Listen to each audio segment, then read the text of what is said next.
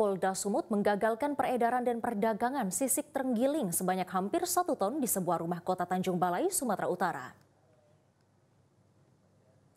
Petugas kepolisian daerah Sumatera Utara menangkap 2 orang berinisial AHA dan R. Berdasarkan keterangan yang didapat, ratusan ribu kulit terenggiling ini sudah dikemas pelaku dengan sejumlah 18 karung goni plastik dengan total berat 987 kg. Hasil pemeriksaan sementara, pelaku memburu terenggiling dengan cara memasang jebakan di hutan.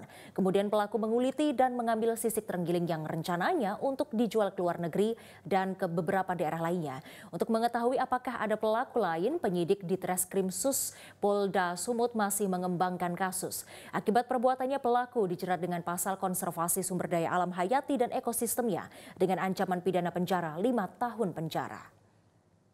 Jelajahi cara baru mendapatkan informasi. Download Metro TV Extend sekarang.